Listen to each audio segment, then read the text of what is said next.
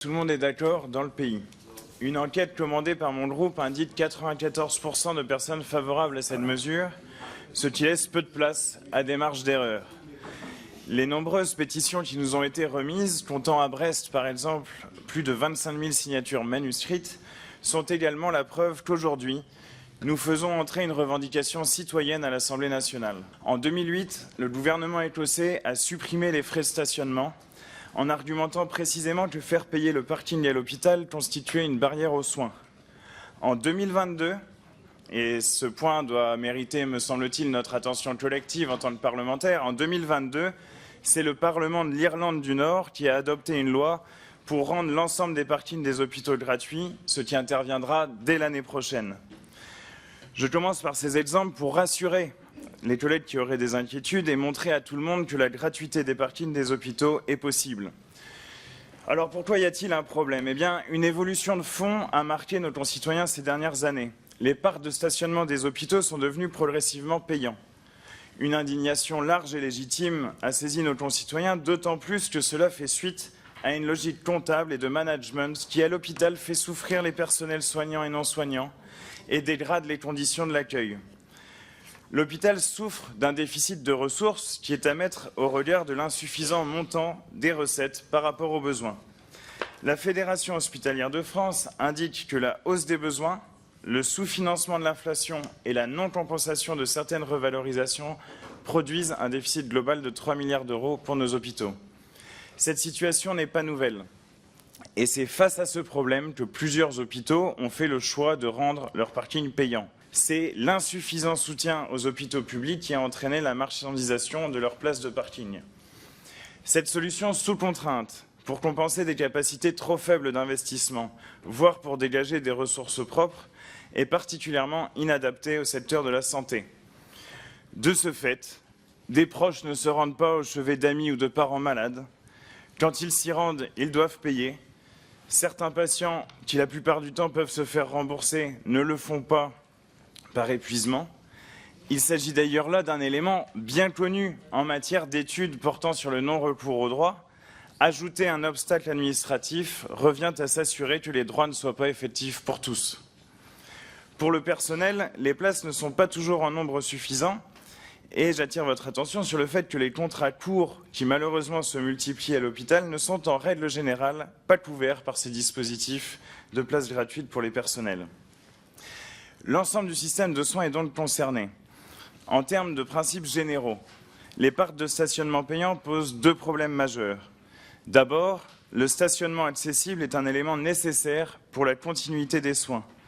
De nombreux professionnels nous ont confirmé lors des auditions que la présence de proches est décisive pour des soins, par exemple en service néonatal pour les bébés prématurés, ou encore, et ce de façon générale, pour le soutien moral qu'humainement nous attendons toutes et tous en pareille situation, et je pense que nous sommes tout de même capables de tous comprendre cet élément.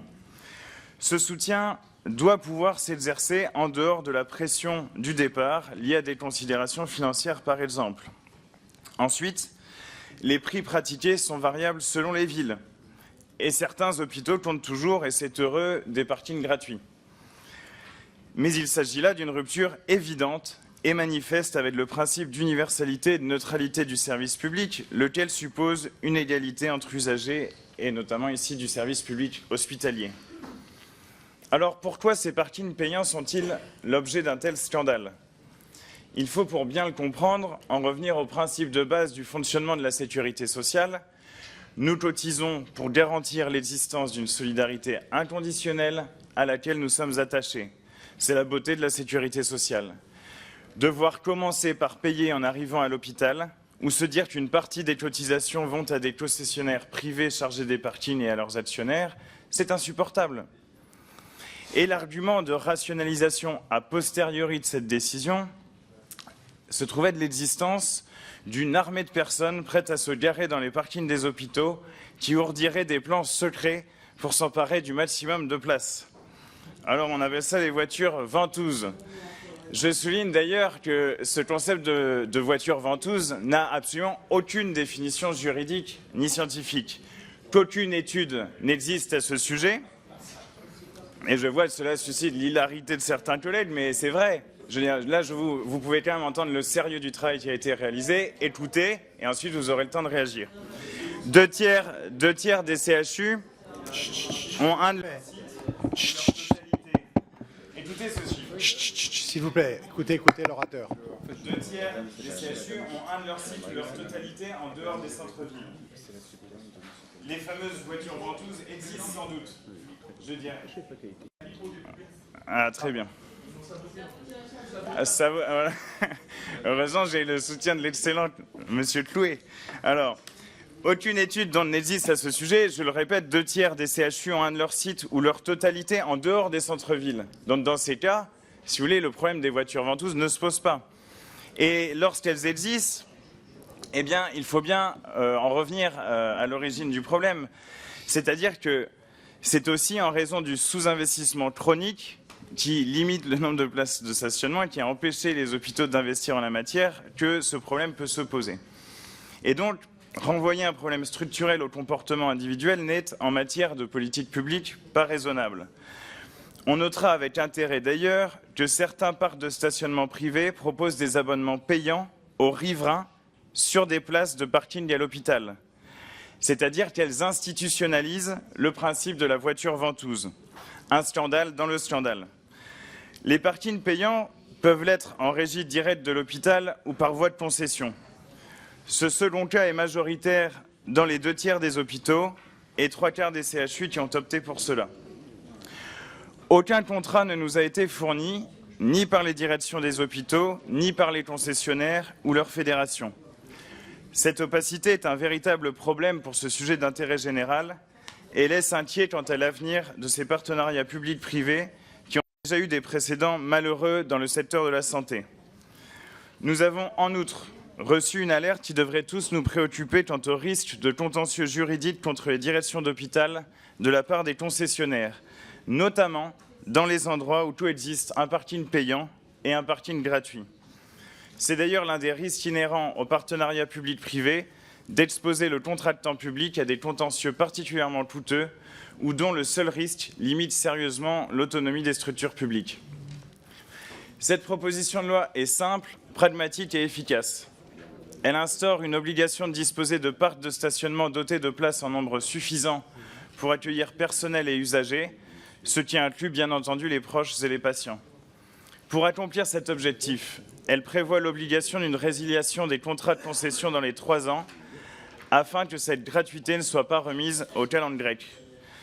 Les concessionnaires verront leurs investissements non amortis indemnisés, ni plus ni moins, car nous pouvons décider ici que l'intérêt général prévoit la fin de ces contrats. C'est bien l'objet de la loi. La jurisprudence est de ce point de vue très claire. Il est possible de mettre fin à un contrat pour motif d'ordre impérieux lié à l'intérêt général. L'accès aux soins sans barrière financière relève sans difficulté de ce motif impérieux, d'autant plus s'il est, comme nous vous le proposons aujourd'hui, reconnu comme tel par le législateur.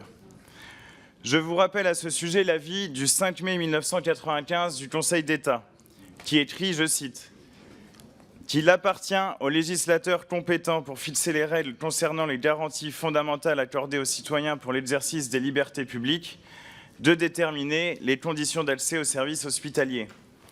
C'est ce à quoi cette loi nous appelle pour résoudre un problème soulevé largement par nos concitoyens.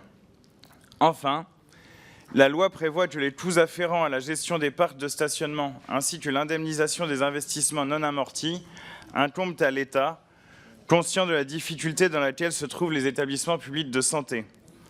Nous en appelons d'ailleurs avec mon groupe à des recettes de la sécurité sociale à la hauteur des besoins, ce qui, et je sais pour y avoir quelquefois siégé, appelle bien entendu de revenir sur une partie des 80 milliards d'exonérations sociales qui mettent en difficulté la sécurité sociale.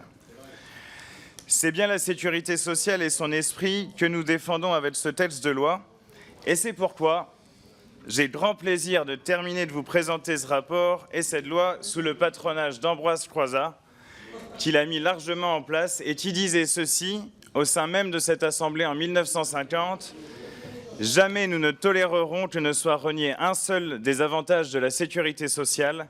Nous défendrons à en mourir et avec la dernière énergie cette loi humaine et de progrès. »